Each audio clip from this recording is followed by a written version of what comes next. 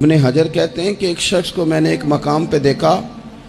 وہ میرے علاقے کا تگڑا بندہ تھا، سیاںا بندہ تھا، مالدار تھا، کیا کہتے ہیں پنجابی میں ڈنڈی پٹی بڑی قائم تھی، بڑا اس کا دبدبا تنتنا تھا، لیکن میں نے اسے طبیب کی دکان پر لیٹے ہوئے دیکھا تو اس کے وجود سے پیپ نکلتی تھی۔ میں نے اسے کہا یار تیرے نام سے تو لوگ خوف زدہ رہتے تھے، تیرا نام لے کے تو لوگ بچوں کو ڈرایا کرتے تھے، تیرے سے انسلاک رکھنے والے تو بازاروں میں گردنیں اونچی کر کے چلتے، تجھے کیا ہوا؟ تو کہنے لگا بس جب خدا کا حکم آیا، جب اللہ کی حکمت کا غلبہ ہوا، جب تک اس نے ڈھیل دی تو دی، لیکن جب وہ پکڑنے پہ آیا تو پھر حال یہ ہوا کہ ایک غریب مچھیرا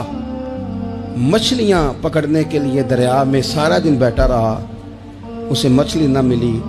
شام کو روئی پڑا کہ مالک میرے تو بچوں کے پاس کھانے کو بھی کوئی شے نہیں۔ تو ایک مچھلی شام کو بڑی محنت کے بعد ایک بڑی مچھلی اس کے ہاتھ لگی۔ ان دنوں نہ مچھلیاں ملتی تھی نہ گوشت ملتا تھا، وہ بیچارہ ایک مچھلی لے کے جا رہا تھا اپنے گھر کی جانب، تو سامنے اسے میں آ گیا۔ جو طریقہ ہوتا ہے، کدھر لے کے جا رہے ہو، کہاں سے لی ہے؟ تو کہتے اس نے کہا صاحب مجھے پتا ہے آپ مجھ سے چھین لیں گے، لیکن میرے بچے صبح سے بھوکے ہیں،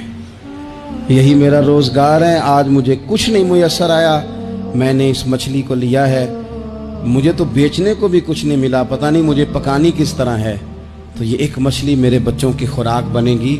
کل لوٹ لینا، پرسوں لوٹ لینا، تمہارا تو کام ہی لوٹنا ہے، چلو کچھ دن کے لیے ہاتھ روک لو۔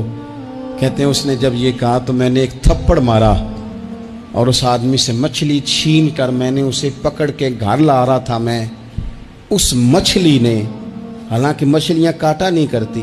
کہنے لگا اس مچھلی نے ناخن پر میرے پورے پر تھوڑا سا کاٹا ہے، اور میں نے کہا کوئی بات نہیں، مچھلی ذرا بڑی تھی، اس نے کاٹ لیا، میں نے تھوڑی سی پٹی باندھی اور گھر والوں کو کہا مچھلی پکا دیں، انہوں نے پکائی کھائی، کچھ پتہ ہی نہیں تھا، 2-4 دن گزرے ہیں تو زخم آگے بڑھنے لگا ہے۔ طبیب کو دکھایا ہے تو اس نے کہا یہ تو انگلی کاٹنی پڑے گی۔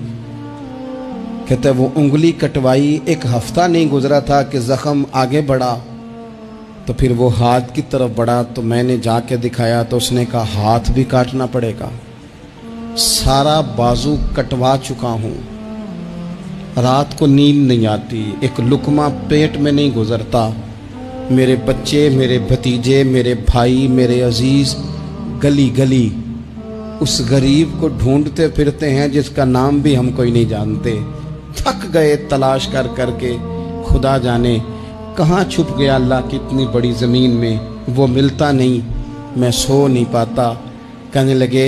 شیخ میرے لیے دعا کر دو، مجھے کچھ نہیں چاہیے، بس وہ مجھے مل جائے اور میں اس سے نا معافی لے لوں، بس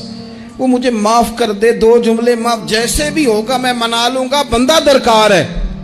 ابن حجر نے لکھا ہے، کہتے ہیں وہ تڑپتا رہا، روتا رہا، آہوزاری کرتا رہا،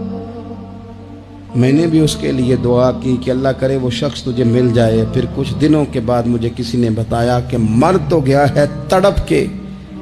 پر اس سے معافی کا موقع میسر نہیں آیا۔